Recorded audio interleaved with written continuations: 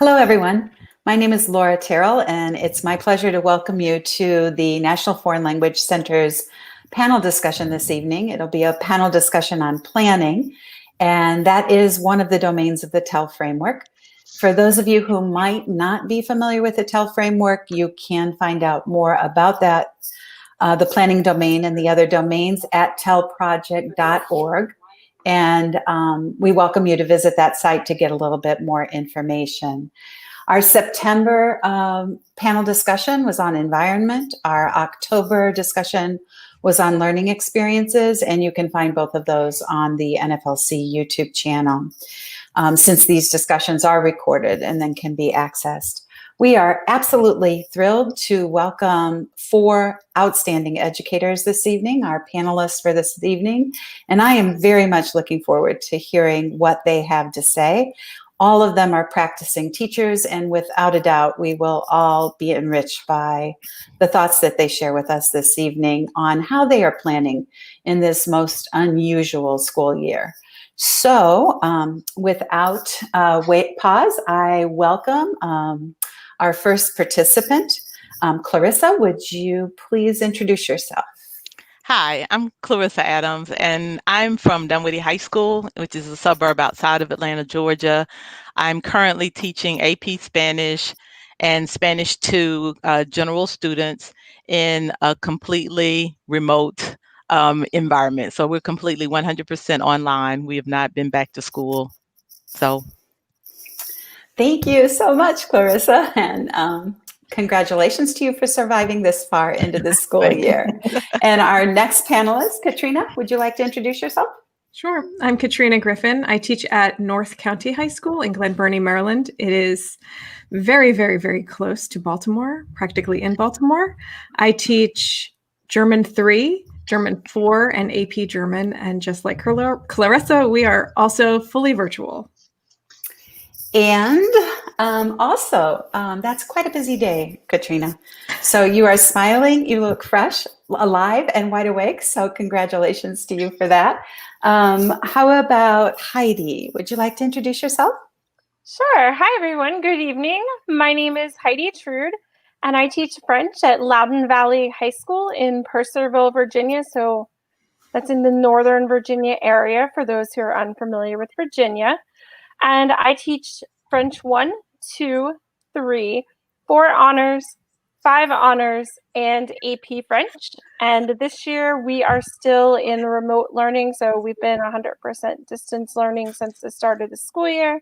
And most likely, if we go back, it will be late January if we would return to the classroom. Welcome, Heidi. And I apologize. I told you that I had a busy day today, but I lied. I had a very easy day today. And I told everyone I was going to go in alphabetical order and skipped right over Trudy just to keep them all on their toes. So Trudy, if you could please introduce yourself. Yes. So hello, everyone. My name is Trudy Anderson, and I teach at Nathan Hale School in New Haven. It's a pre-K-8 school, and I teach grades 6 through 8. And I teach Spanish 1 and Spanish 2 there. Well, and we're also fully remote too. Well, thank you for joining us. And I think that benefiting all of us will be your comments on how you're doing this with some of our younger learners online. That's going to be very helpful to the conversation. For those of you that are joining us on Facebook or joining us on YouTube, you are welcome to use the comment feature. We will be monitoring that during this discussion. And as we can, we will bring in any questions or comments that you may have for our panelists. We'd very much like for you to feel like you're a part of this discussion. So in order not to waste our time, I would like to get us started. The essential question for the planning domain in the TEL framework is that how do teachers prepare? How do we plan for student learning? And so the importance of that question is that the focus of this domain is always going to be on how prepared can we be in order to actually think through what is going on with our planning, keeping those students and their learning in mind. And to get us started, that very first question, if we're thinking about planning backwards, how do we really think about those assessments and how they're going to align with the proficiency targets of the course, the performance objectives of the unit. How do we use that information to actually think deeply about student learning as we get started with our instruction? I'd like to welcome whomever to chime in on that question. I'll go. I think one thing our supervisor has encouraged us to do is to think in 1 to 2 week chunks of what we'd like to do. And I think what I'm considering, especially since I teach middle school, is exactly what are they going to need in order to get to the point that I would like to see them at the end of the 2 week chunk. And what I've been finding, especially since we're in a remote setting, is that I really have to give a lot more scaffolding than I normally would do. And so that's part of what I have to think about. I have to also think about what will keep their interest going, especially since we're not in the classroom.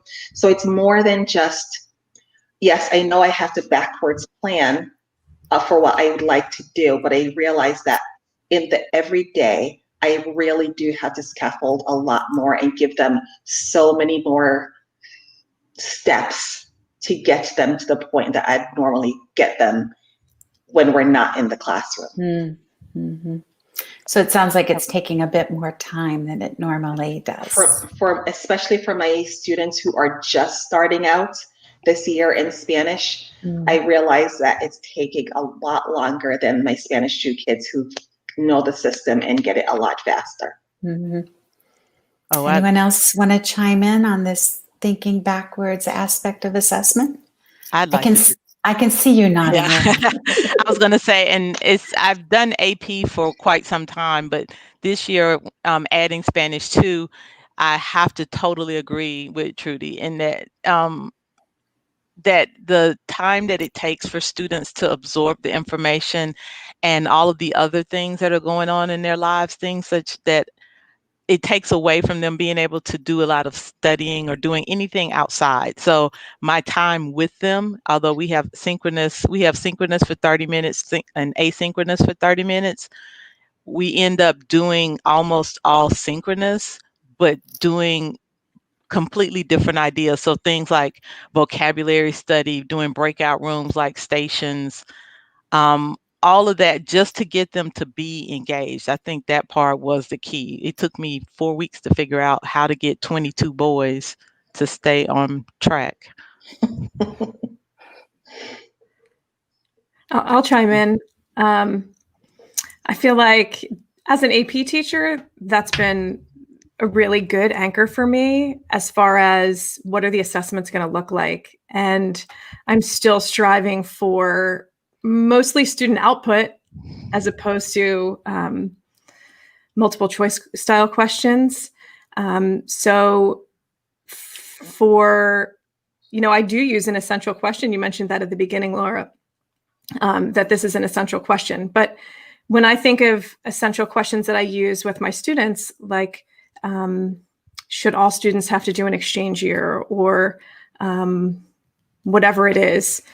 Once I think of the question, then I'm thinking, what's the assessment? And this year, the assessment might be a different one than the one I gave last year, because this year, I'm not going to start off the year with them writing a 3-paragraph essay about whatever it is we're talking about, because I don't even know how to do that in a virtual world. Before I could give it to them, they would write it, we would peer edit, and we would move on. We're in November, and I think I finally figured out how we're going to do peer editing, to help students move to the proficiency level. And as far as the scaffolds that Trudy mentioned, I had scaffolds, but now my students can't find them because we used to have this folder where they would put all the papers. And so I have all the resources for them. They have all the resources, but a lot of times it's really difficult for them to locate where the scaffolds are, because it was last class. And if I don't attach it this class, they're like, where did it go? I don't know where that is. So it's similar to what I did, but for me, the hard part of the planning is figuring out how I can translate those experiences to this setting and keep them student experiences. as opposed to me just talking, as Clarissa mentioned earlier, to a blank screen of icons, you know. Heidi? Yeah, I'd love to piggyback off of that one. And since I have all the levels, I kind of feel a little bit of what everyone has said. Like with my lower levels, I'm doing way more scaffolding than normal, just because we're in a whole new environment. And on top of it, my district, we switched to learning management systems during all, and grading policy on top of it too. So not only are my students now navigating a new platform that we have never touched before. So it's like, as Katrina said, it's like we give them all the scaffolds. Like in class, they had their folders, they had their binders, they had everything I prepared for them. But now it's like, oh, we're not on this day anymore. Where was that chart? What am I doing? And it's like, they don't have it. It's like, if it's not attached to November 17th day, they don't know to go back to November 16th and look for it.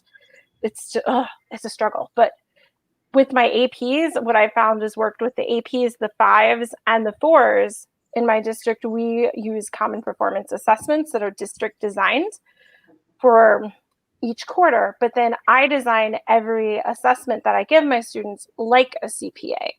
So they'll have, and they basically mimic the AP test in terms, we do them at all levels from level 1 all the way up. So I'm still doing those in the virtual realm. It's been harder to set them up, learning how to set them all up virtually so they work, especially for speaking and using that within our platform, and then embedding the audio recordings for them. So, but it does work. It's just a lot of planning on my side ahead of time to make sure everything works correctly and the kids have the supports they need.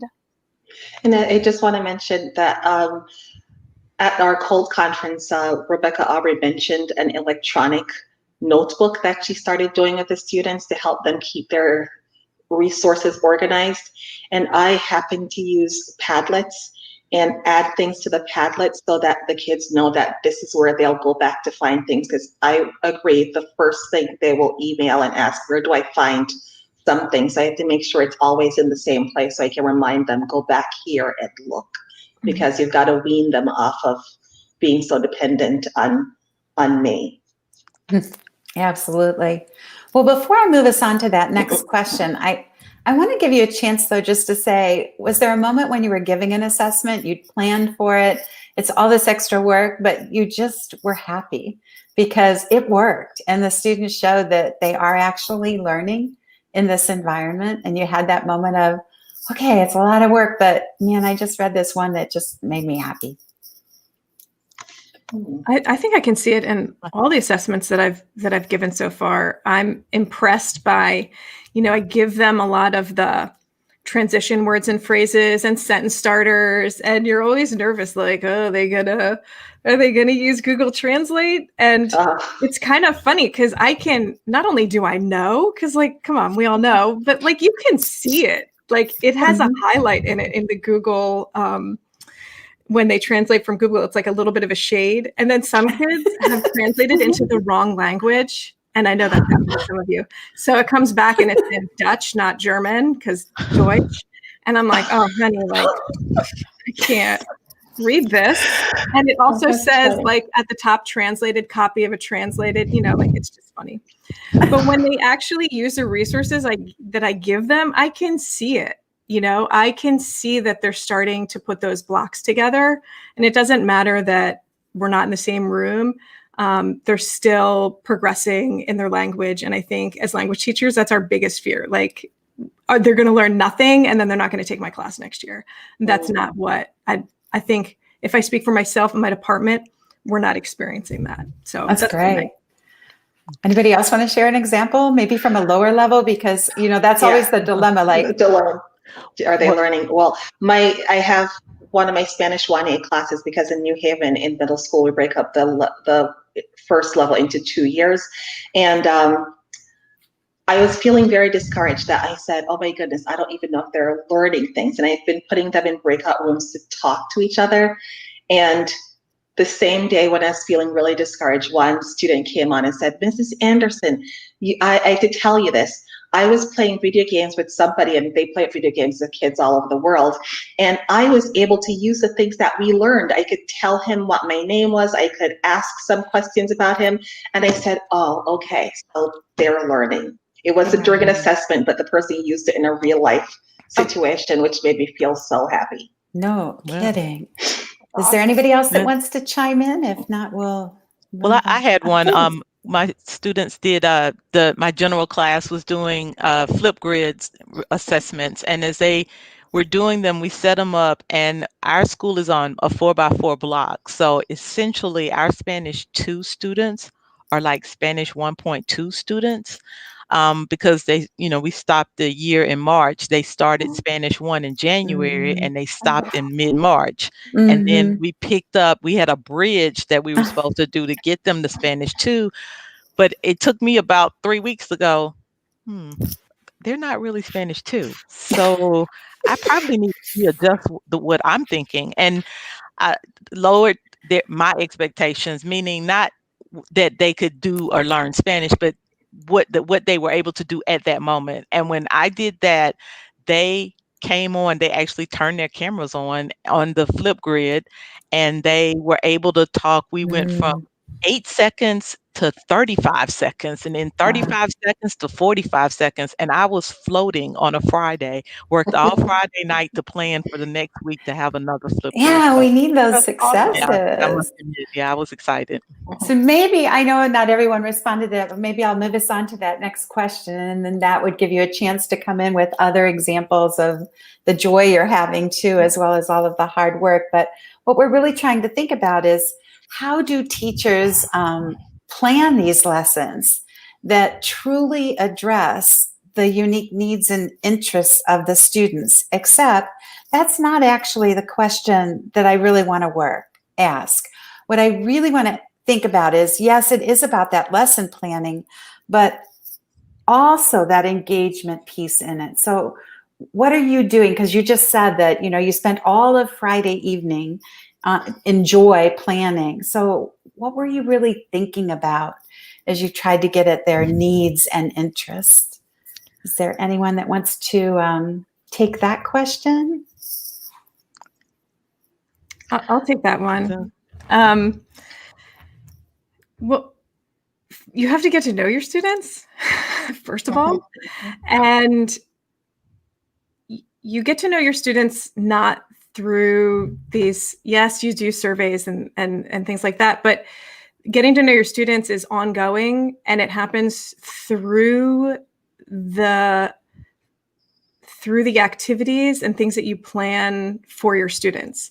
So I used to teach level 1 for many years, and I was like, man, I don't know these kids. I feel like I don't know them until like level 3. And it was because we were just like conjugating and like labeling pictures and like dressing up. And I wasn't ever asking what they like what their opinions were, like choose this or this and tell me why, or is it better to give a gift or receive a gift? I was just like, what's your birth date? Like, who cares when your birthday? I could look it up in the computer.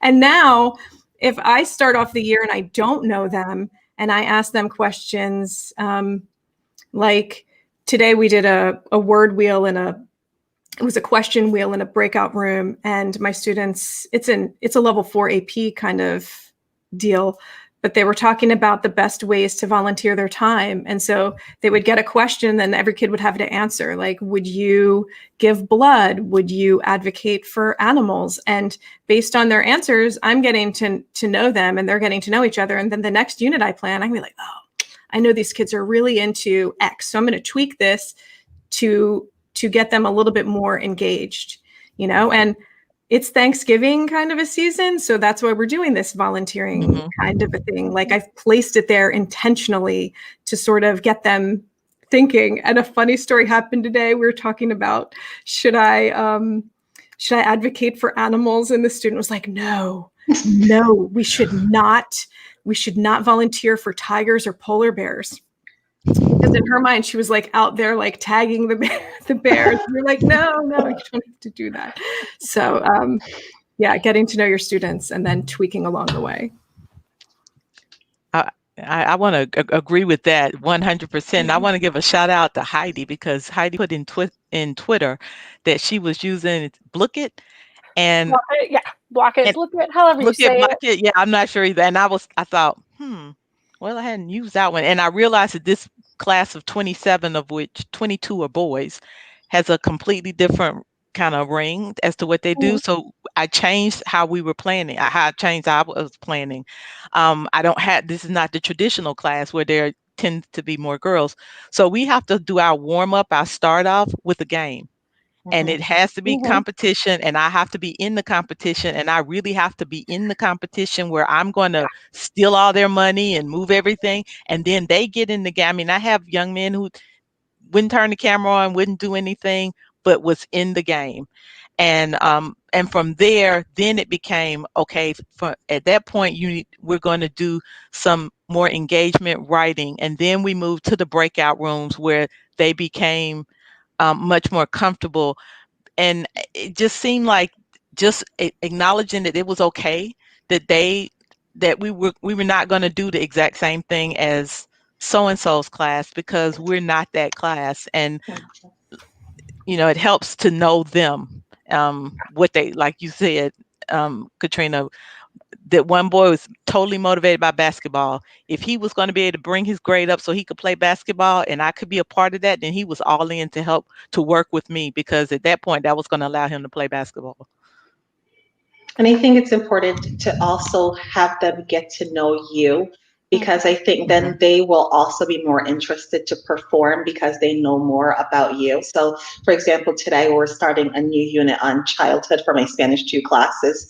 So I gave them the heads up. I said, I'm going to show you my baby pictures and my childhood pictures growing up. And I said, and nobody better make fun of Mrs. Anderson's shorts or whatever in the pictures. But I think when you hook them with something, because they're curious to know what you like, or they'll perform, or the kids know that I like to make wreaths, so they'll say, well, which one did you make this weekend? And then you show interest in the things that they like. I think it's easier with the kids over the years. And for my sixth grade students, I'm starting to get to know them, and I think it took me till the week before Halloween to feel like I started getting to know those students, because I don't know what most of them look like because their cameras aren't on.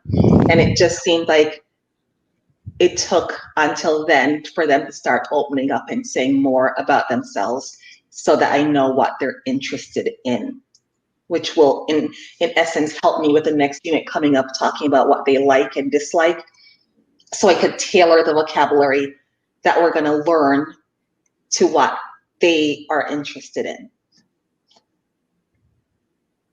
And I'll jump right in on that one and piggyback off of basically agreeing with all of you all.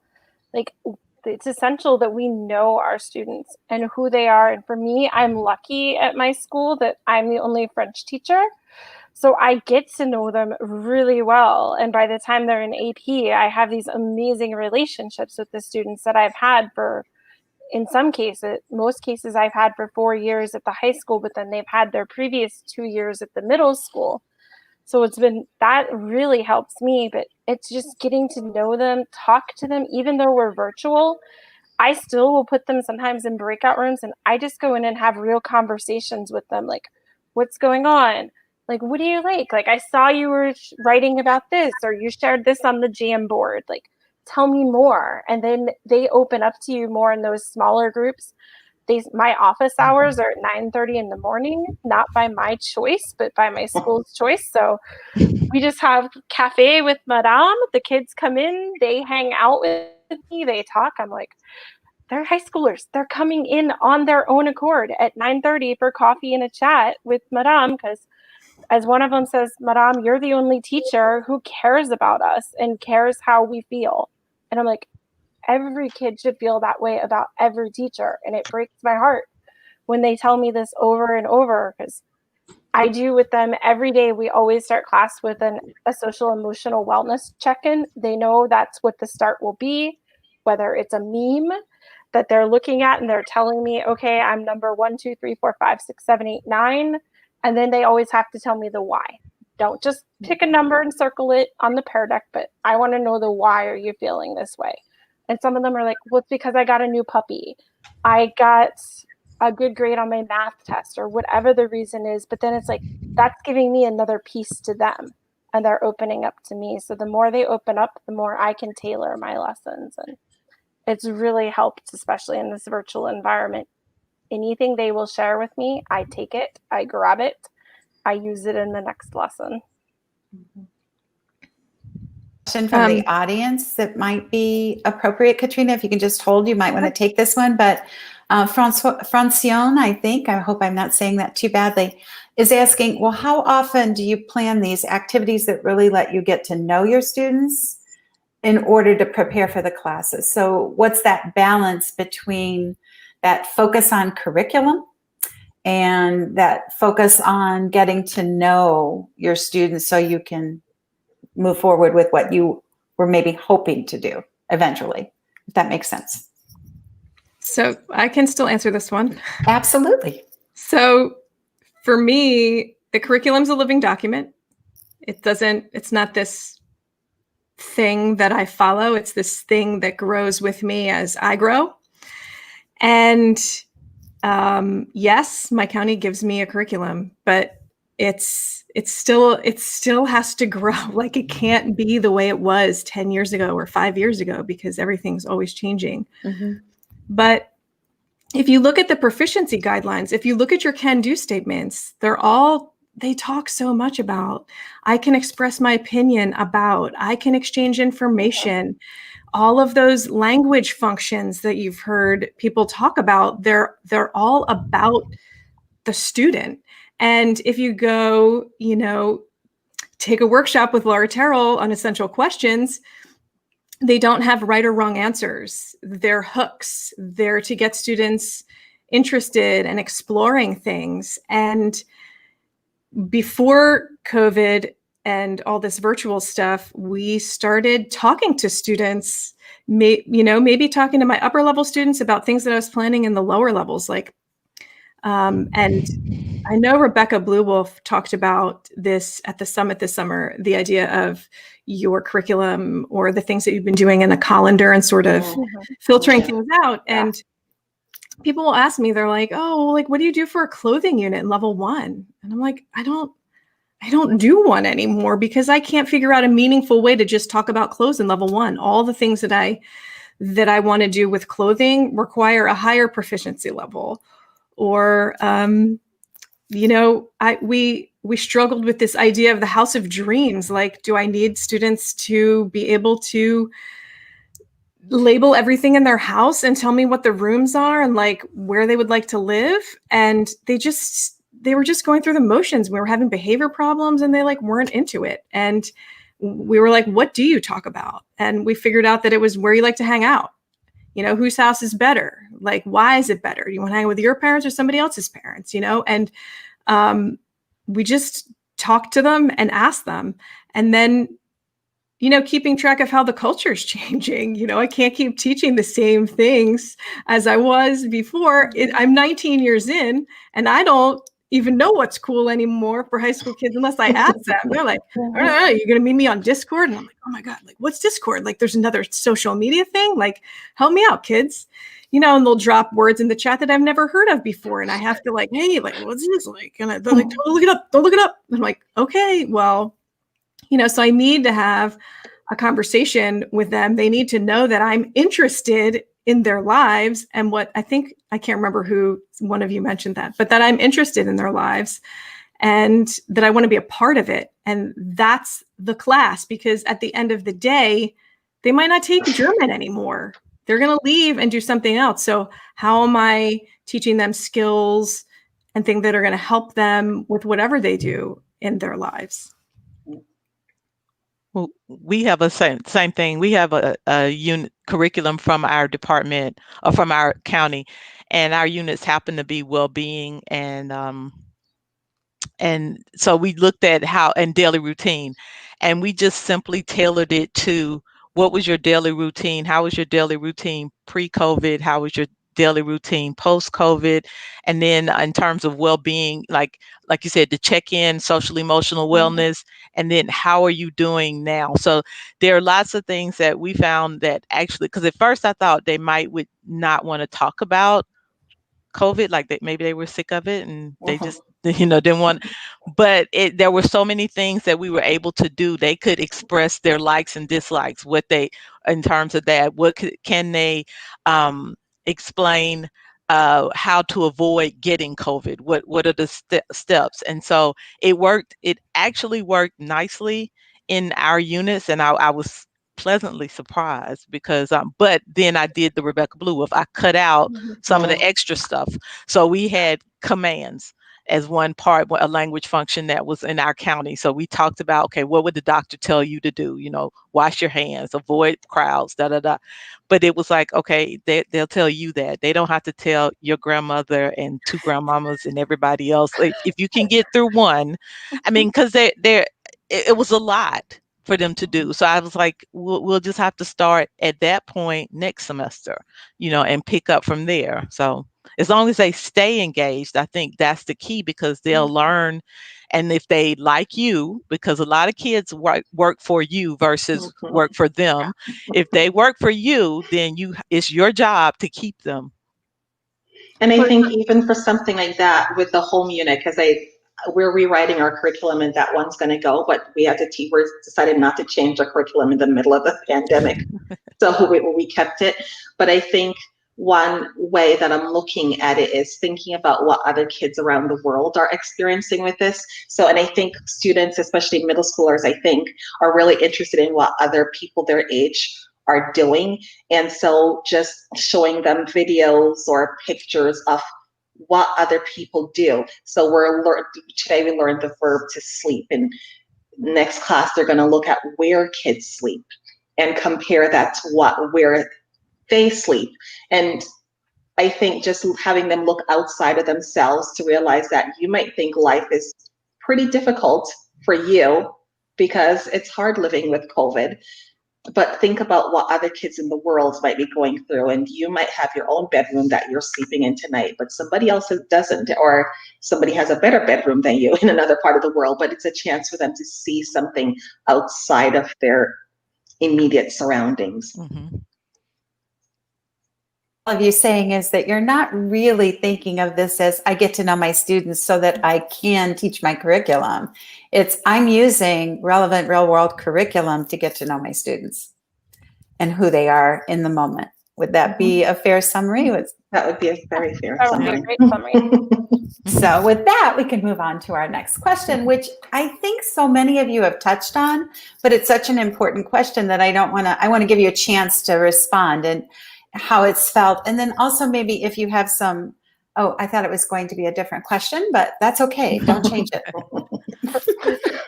I thought it was going to be that question. How do teachers plan to really keep these students engaged all the time? And I think what our audience might like to hear is how long are you trying to keep them engaged? And a little bit about online engagement. Is that different than in class? And have you applied or adapted some strategies in specific ways to help with that engagement? And I know you've touched on it, but maybe you could just drill down a little bit and keep giving some of those practical, what have you found that you need to do? I appreciated that. Those boys, they need a game, they need competition to even get started, but that game wears off. And then what's that next step perhaps? Okay. Anybody want to? I think it's similar to what I did in class when we were in person, because our blocks were 70 minutes long. And if you have sixth graders for 70 minutes, that's a long time for them. So I had to always plan several different activities during our class time. And I find that I'm doing the same thing in our live classes. I'm going to say with middle school, games are the best. And I really do try to find lots of different types of games, whether it's quizzes, Quizlet, just my own games that I make up. I think they're really good brain breaks. So after I teach, I start off with a daily routine every day, and I teach my lesson for the 15 minutes that I want them to be really honed in on it. And then I switch to another activity. I might send them to a breakout room, but I keep my kids for about 50 minutes. I keep them online for about 50 minutes, but I need to have at least 4 different activities planned for them so that they don't get time to say, okay, lady, move on. So true. I have a similar situation to Trudy. I had like 90 to 100-minute blocks, and now I see them 45 minutes twice a week. So for me, it's like, woo, it's a breeze, because I was planning so many things during those big blocks, and now I can really only do 2 things or 1 thing really well. And I think, just like Trudy, I'm thinking, how am I going to do that in a virtual world? So a practical thing like a Socratic seminar that's pretty integral to a lot of the stuff that I was doing in the upper levels, like these discussions, debates. How am I going to do a debate online? In level 1, they were doing this or that. How am I going to do that online? And we've been using Jamboards because the students can write their name. And then I've got a set background on the Jamboard that has like, I would like to speak. I have a question, great point. And so I can see, the beauty of technology is that you still can't hide. I can't see your face, but I can totally tell where your cursor is. It tells me if you're idle, if you're in the document, I can call you out. I can text you. I can email your mom right while we're in class. So I know who's participating, but I'm not looking for participation or compliancy. I'm looking for actual engagement. So there are the students who will speak during the debate, and then we do a back channel page where they're like things to remember, questions I have, aha moments. So there's a couple different ways for students to process learning. And with the Socratic seminar, I don't talk, they talk. And I have enough students in all the classes, even the ones who have fewer students who really want to talk. They'll sort of help build the idea that we are going to talk. This is the only thing that we're doing today. This is the only thing that I'm grading. You don't have to write anything. We don't have to write anything down today, but you got to talk in the language. And so put in the onus on them as a unit, as opposed to just like me pulling teeth. And I think we have to talk less. I because just staring at the screen with all these little icons and maybe one person with a camera on, sometimes I feel like I'm talking to myself. And last week we were talking about proficiency levels with my kids. And we're trying to figure out what would make me move from a novice mid to a novice high. And so I did this little thing with them where I asked all the questions and they all answered with one word. They understood, but with one word. And I said, well, that obviously comes off as novice low. How about if I ask an open-ended question? Answer me. And you realize that they could do a lot more than I was allowing them to do. And I was showing them that if the way I question will also help move your level. And I would jump in and say, with me, with the high school levels, like I found, and we were basically told by our administrator what they were looking for, what basically they wanted our classes to look like. So we were told we should have at least 4 activities, which I'm like, oh, no big deal. That's a language class. Like, just have us be our model classes for everyone. So we have got it set up where the kids know we have our normal startup routine where we're going over our objectives, our can-dos.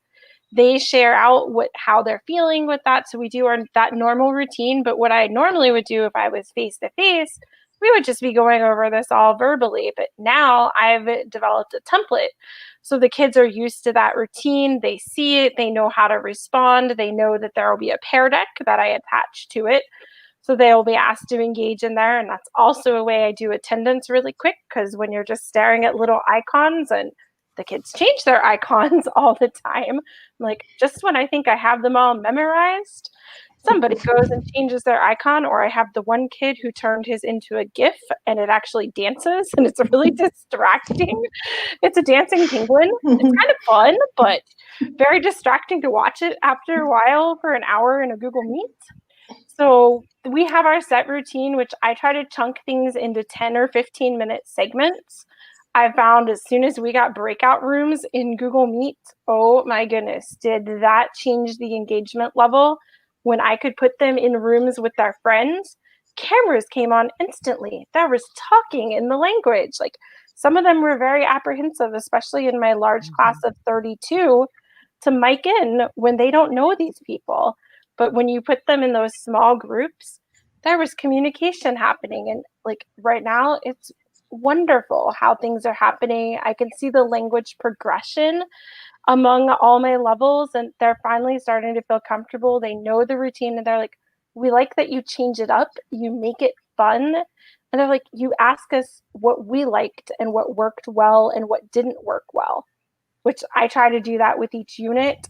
And sometimes each week I'll throw that as my Friday question of, what did you like this week? What activities? What would you like more of next week? So I can take their feedback into consideration as I plan, because I want them to know that I value them as humans and as students, and I want to do things that interest them. And if this activity wasn't working, I want to know that so I can change it, because I don't want to give them that activity again if, well, it didn't work. Or some of them told me, they're like, Madame, when you tried to show us a video clip, it didn't work as well because it was all choppy. Could you ask us to just watch it on our own, tell us it's a 30-second clip, and then we'll come back to the meet and turn, and engage with you after that. And I was like, oh yeah, I didn't realize you were having trouble with it. So I mean, it's just that honest feedback that they're willing to give really helps me plan. And I think something we didn't talk about is how students experience whatever we're putting out there. So I had to ask my students, well, how about the organization of my Google Classroom, what was working for them? And I decided to go to using a Padlet to lay out the week for them, and they really enjoyed doing that. And I asked, how would you prefer to answer things? And they were really open to tell me what worked for them, so that I'm not sitting there planning all these things that will blow up because they're not very interested in it. Or like you said, with the whole video thing, us playing it, that wasn't working. Put the link in the chat. They'll watch it. We've got to think about how they experience it, because the way teachers sign into things is just very different from how they sign into it. And picking off that one too, it's like, for me, with a whole new learning management system, how I see it, and then I can barely see what it looks like to them. So I've kind of tagged or tapped, so to say, a student in each class who is like my teaching, like the assistant, like they know it's their job. I'll send them a reminder. Hey, can you show me what this looks like on your end before I show it to the whole class, so we don't get in there in a Google Meet and they're all like, oh, where is it? So each kid knows they're kind of like my secret agent, or whatever you want to call it. They love that job. Then I have my kid who is he's my little poster of any game codes or anything. That's his job. He will just post it like before. He'll take care of it for you. Yeah, he's on it. And I'm like, hey, give them jobs. It helps keep them engaged, even though they're high schoolers. Well, really what you've been saying helps us to segue into our final question of the evening, which is really looking at, what are you planning in the interpretive mode, and how is that leading to that piece of engagement in the interpersonal and presentational modes? And I know that teachers would really appreciate hearing from you any specific tips of how is this happening with that online piece, that remote. And I did want to say, while you're thinking about that, I also think you're really smart to be asking your students, because they're learning from maybe 5 or 6 other teachers what works online and what doesn't. So you're leveraging their expertise, having done this with more teachers, and you don't have time to figure all this out. So what the heck, let them help you where they can, right? But I think that if you have those tips for planning in the interpretive mode and springboarding into one of the production modes, the interpersonal or presentational, and what that might actually look like when it's executed in a lesson, I have a feeling we'd have some grateful teachers out there. You know what I don't have time for, Laura? What's that? Making questions for sources. I don't have time to make multiple choice questions and like read the article and think of what questions I'm going to ask students to make sure that they read the article or that they got everything out of the source. So I'm really good at finding the sources, right? And I know you are too. You got the folder, you were looking for something else, and then you found these other things for this other unit, or you found a new unit, and you have all these sources, but you don't have time to work them up. So a book I recommend is Visible Thinking. It's also all free online by Harvard Project Zero. So something that we do is students read an article or a text. They have some sort of text input. And then I will send them to a breakout room now because we're virtual. And they have to come up with, and you take the title off of the text. They have to come up with what they think the title is, or like what a title could be. They have to give us 3 details or facts that are not quotes, so that I know that it's in their own words, a slogan or a motto, and a picture or an image. And so they've got the interpretive source, they've read it, then they have to work through it in groups of like 3 or 4, and then they have to sort of visually show me what they did or did not understand. So for me as a teacher, it's really great because all I did was find the source. I didn't have to do anything else. The kids are doing everything else. And then I'm in there, like in the rooms with them, helping them work through and clarify things and listen for misunderstandings in the information. And so I use headlines and lots of activities like them where they get the source, but then they have to sort of work with each other to make meaning and process. Yeah, I found that I just wanted to add from the last one, just if anybody did at our school, they told us that we could not use breakout rooms at the beginning because we could not be in the room. And so unless you had some way to be in the room, therefore you never knew what would happen. So our workaround became, I have 2 iPads, a school computer, and my own computer. So I'm in every room now. So I just log into all 4. And once the kids realized that, they focused on what they were doing. So I did with one group, my level 2 group, we did a reading and I pulled all the cognates out for them. And I said, I want you to tell me, guess what these words are.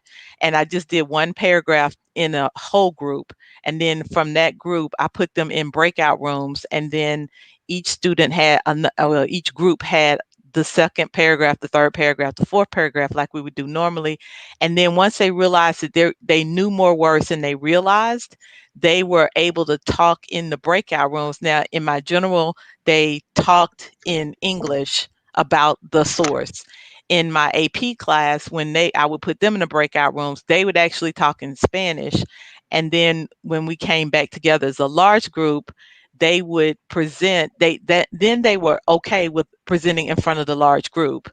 My general group still wasn't as comfortable with presenting in front of the whole group, but they still could tell me. I could say, tell me in English then, what is the main idea of this paragraph? And each group was able to do that. And I found that worked just as well as actually better than I thought in terms of that group. I think for middle school, I would have to do it a little bit differently because especially for my students who are just starting off, I really do feel like I have to create the questions to guide them because for most of them are 10 and they see it and they say words in Spanish and they shut down. And so I have to talk to them and walk them through all the steps they could use in order to understand what is going on. And then I give them something from the New Haven community. I have a flyer from the New Haven community about something that happens with Dia de los Muertos. And we had just learned about Dia de los Muertos, so they were tuned in. And I said, okay, now let's see what the cognates are. Are there any words that you recognize? Are there any numbers? And walk them through it so that they could understand that I can see a paper with words in Spanish and I can understand it, but I had to take them through the steps so that they could do it. My Spanish 2 students, even though it's pretty early in the year, again, they were talking about Dia de los Muertos, but I said I got an article in the paper, and I did something very similar to what you said, that I gave it to them and put them in breakout rooms and told them, figure it out, come back and tell me what this was all about. So it depends on how much vocabulary they know and how comfortable they are with the language. And I would chime in there too. Like, I found, similar to what Trudy said with my French ones, we did an activity today where I showed them an infographic with zodiac signs as an introduction to adjectives. I figure, here we go. I'm going to put this in the pear deck, and I just asked them, figure out which one's your sign.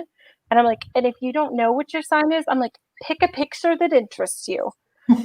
I'm like, I didn't put the birth. It was one that just had the names. It didn't have their birthdays on there, but I liked it because it had the adjectives, just the adjectives, no sentences. So I'm like, okay, let's figure out, what do you think you know?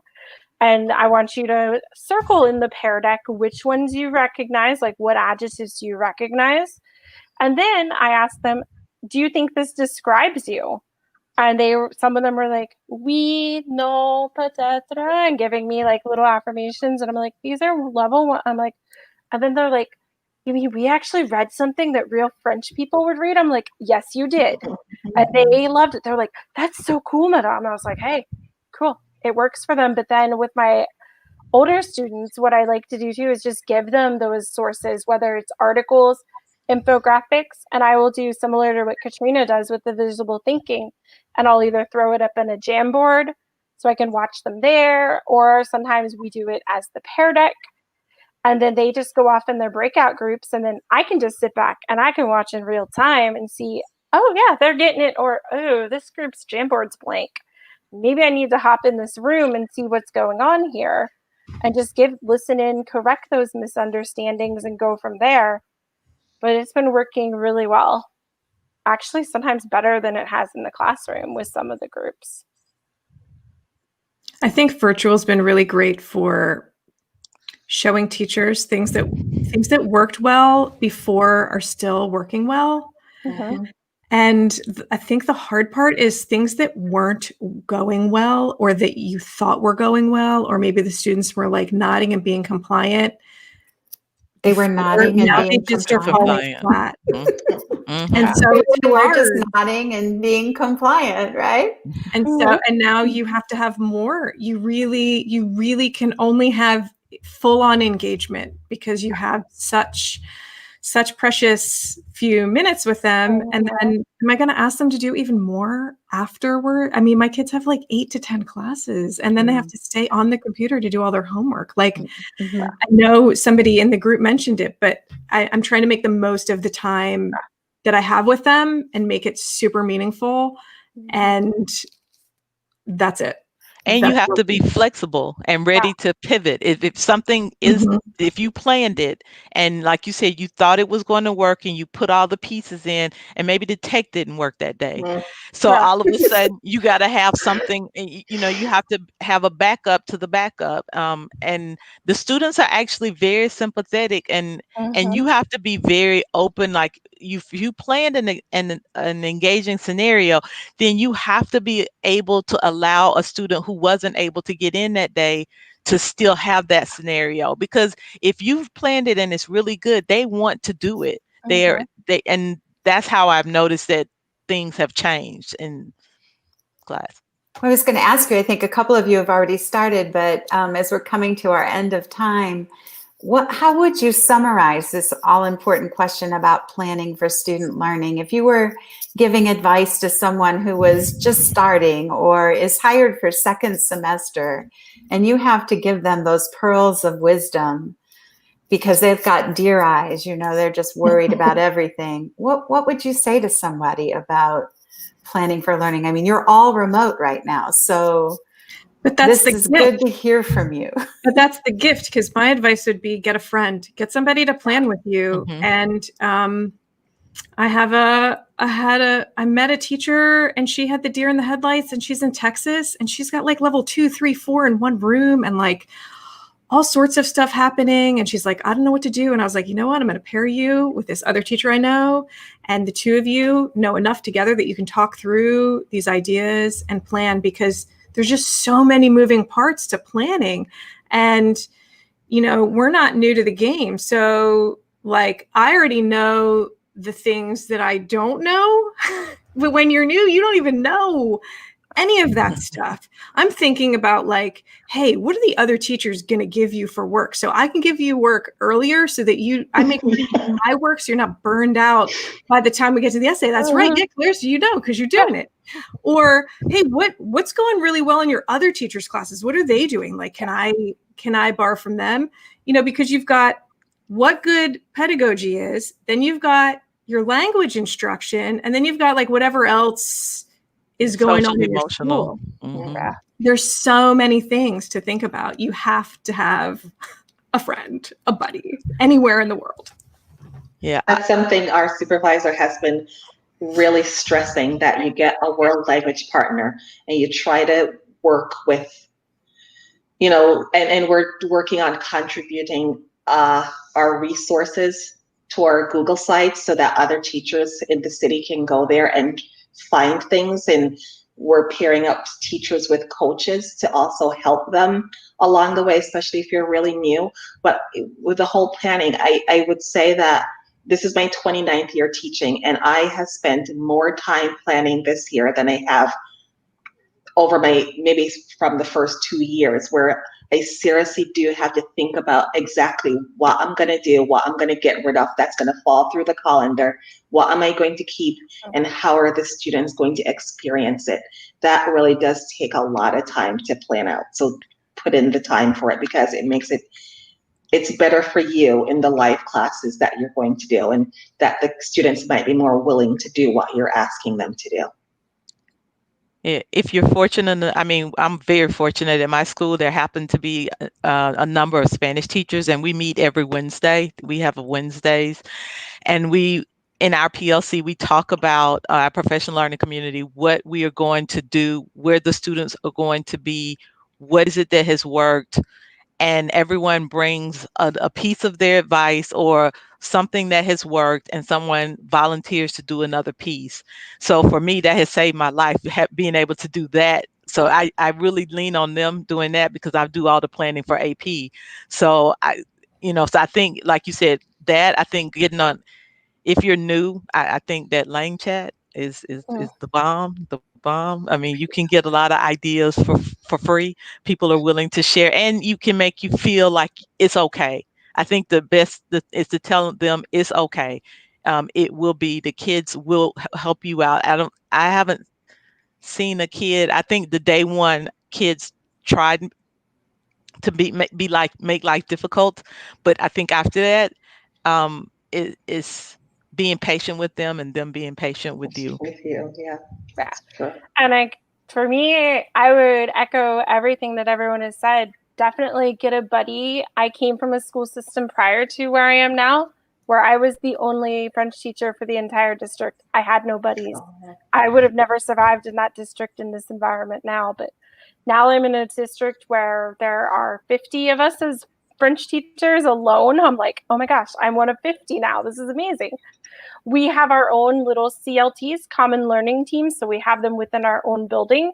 But then we started branching out to teachers in other schools who normally you would only see them at a district meeting. Mm-hmm. Now I have their cell phone numbers. We're calling each other. We're getting on Google Meets at all hours, and we're planning these activities together, because we know it's taking so much more time now than it used to when we were face-to-face. So it's like, my friend planned for the level 4s, and she's like, here, I'm just going to give it to you.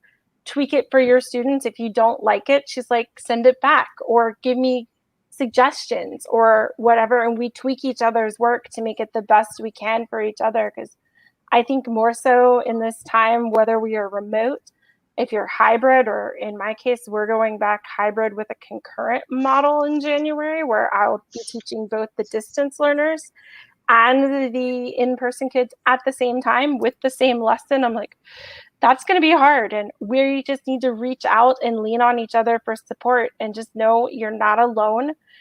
And my other advice would be, ask for help. don't let yourself just sit there and drown. There are Mhm. people out here who are willing to help you, who will willingly share things for free. I think all of us in this call will. So just Well, reach I out. think that you all have been a wonderful panelist at giving encouragement to others. And I think the message that I heard coming through loud and clear is planning is not an individual process. Mm-mm. It's a partnership with your learners. All of you stress that so much, that you need to involve your learners in those decisions. It's not just you planning for them. And then I don't need to do this by myself. There are people out And there that Laura, will help me. There's Katrina. catalysts. So if you're like, I don't know where to get a friend, I don't know where to get this There's buddy, lots of the ways to get a NFLC friend. Reach has out. catalysts. Go to Lang Check. too. Say I need a friend. You'll get more than one friend that way. Mhm. But really, I would just be so happy if I could be a student in any one of your classes. I can tell. And I just thank you so much for joining the panel this evening at the end of a long day of work. And I wish all of you a very happy Thanksgiving and a good time and a few days off, which I'm sure that you could all use. I want to thank our audience, those of you that submitted questions, to remind you to share this with your colleagues. It is posted on YouTube, and to invite you to our next panel discussion in January. That will be on January the 19th, when we'll be talking about learning tools. So I hope that you will be able to join us then, and I wish all of you a wonderful Thanksgiving. Thank you very much. Thank you. Thank you.